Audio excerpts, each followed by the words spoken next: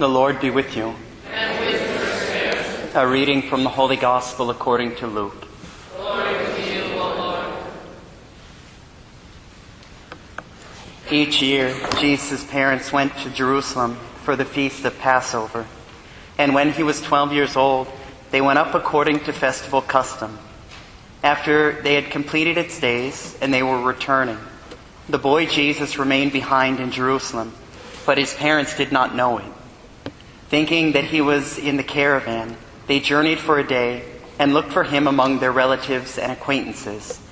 But not finding him, they returned to Jerusalem to look for him. After 3 days, they found him in the temple, sitting in the midst of the teachers, listening to them and asking them questions.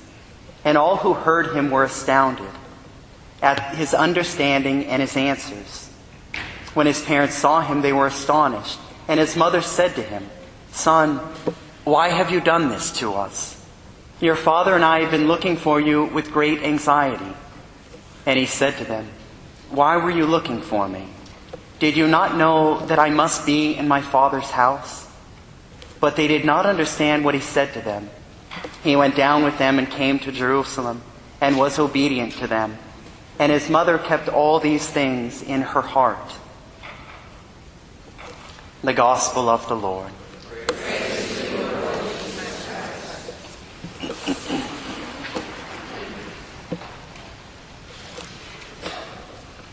I'm fighting a little something, so I can't be as animated as normal. Why do we celebrate the Immaculate Heart of our Blessed Mother Mary? My brothers and sisters, I believe the primary reason is because the redemption of the world began in her heart. That it was her heart aflame with the fire of divine love that compelled her to say yes to the message of the Archangel Gabriel. And the redemption of the world began in that moment. What is so beautiful is that Our Lady has revealed that in the end it will also be through her heart that the final victory will occur. She said to the children of Fatima, "In the end, my immaculate heart will triumph." I remember St. Louis de Montfort, he wrote in the book True Devotion to Mary, he said, "In the final days, Our Lady will raise up the greatest saints in the history of the world. The victory will take place in and through her children, as God had foretold in the book of Genesis. The final battle through the children of the woman and the children of the serpent."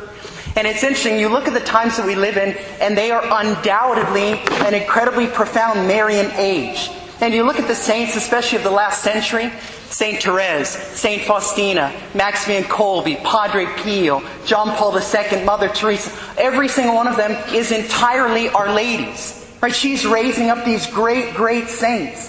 Arguably some of the greatest in the history of the Church.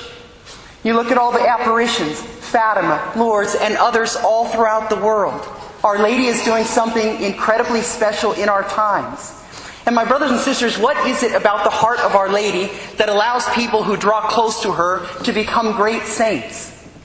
The Gospels say more than once, actually 3 times, Our Lady kept all these things in her heart. No one pondered her Son like Our Lady did.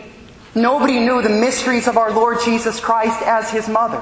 So when we draw close to Our Lady, she opens her heart to us and we come to know her Son like never before. And no one can know Him as profoundly as in and through Our Lady. That's why the closer we draw to her, the more we become like her Son, and the more we come to know Him, and the greater the saints we will be. Pope John Paul II, St. John Paul II, he said, "Mary is the model of divine love, the perfect model of divine love." And so in and through her heart, that victory will occur because the final victory will be one of love. It will be the extension of the love of Christ on the cross brought forward to the end of time. And that love will be found in the hearts of her children. And so it will be in and through their divine love, which conforms them to Christ, our Lord Jesus Christ working in and through them, that will bring about the victory. So we ask our Lord on this day. I oftentimes think that our Lord, He must have taken refuge in the heart of His mother over and over and over. I would bet you that every time he was tired after a long journey, he got away from the apostles, that he would just come and lay his head in the chest of his mother, just to rest there in someone who loved him with a perfect love. May we imitate our Lord and take our refuge in the heart of his mother. And let's ask him to love her as he loved her.